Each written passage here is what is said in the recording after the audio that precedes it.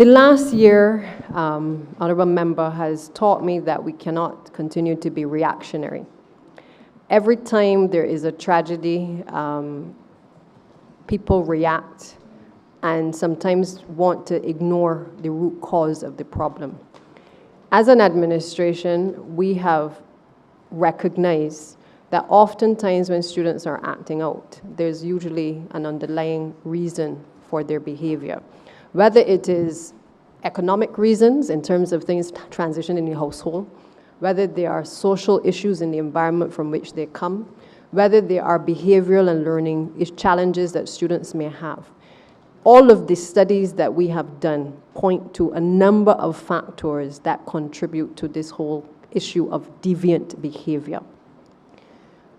Where we must be now prepared to dialogue a bit more is in relation to the types of interventions that have now become necessary. We can no longer simply suspend a child, defer a child because the child is not meeting the academic requirements. We can no longer suspend them and send them to Edna Nichols for 10 days for them to return into the system only to repeat again without the relevant follow-through. So rather than constantly responding to the issues, what we have sought to do is to look at closing the gaps where there are gaps to be closed, because we recognize that a lack of follow-through in relation to the manifestation of problems in the system really has been our biggest problem. We have a number of support agencies, whether it is through the probation department, the Edna Nichols facility, whether you go to New Horizon. It doesn't matter the amount of entities that exist. Where we have fallen down consistently is being able to pick up the file and recognize where children have fallen down and being able to look behind it. And I'm pleased that this administration has, through the Prime Minister and certainly the ministry, the member for St. Thomas's ministry, started to look at vulnerable households. In a number of cases, identifying those students who are creating a challenge for the system has led us to the same types of households which we would classify as vulnerable.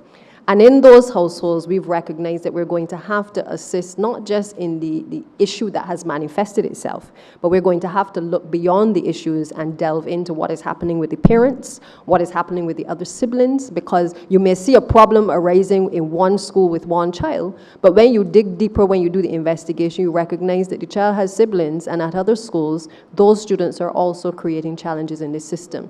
So we have taken an approach in the ministry with the member for St. Thomas's ministry, where we have started to share information in relation to our students. And this came out of the consultation that we held last year, where we wanted to not just put a plaster on the sore, but we wanted to dig a little deeper to be able to address a lot of the underlying causes of the problems. And through the team of social workers, we've been able to utilize private social workers. We've been able to work with the team at the Ministry of Welfare and Family.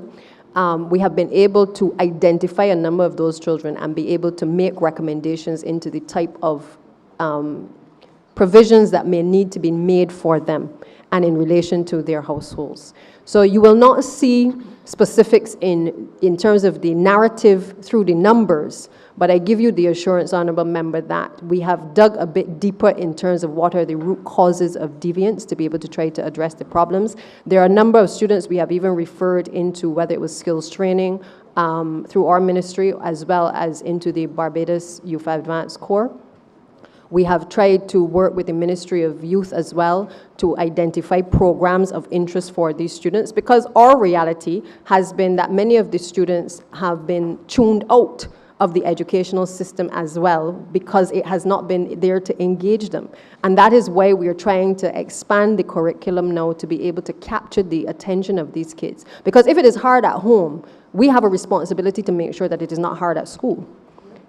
And therefore, our corrective measures really have to start with a revision of our curriculum to make it more relevant. Many of these kids are very good with their hands. Many of these kids are very good with their creative side. And you will see in the estimates, particularly with the schedule that speaks to the secondary schools, a number of the entities we have placed monies in the vote to enable musical equipment to be purchased. It's not by chance. We have a lot of good, talented young people in our system. But if we are to get serious about the creative industries, we have to start with the basic tools in the system that every school can have, and every student can have the opportunity to be part of a choir, to be part of playing an instrument, to be part of a system where they don't have to wait until after they leave school to exploit and fully explore their true potential.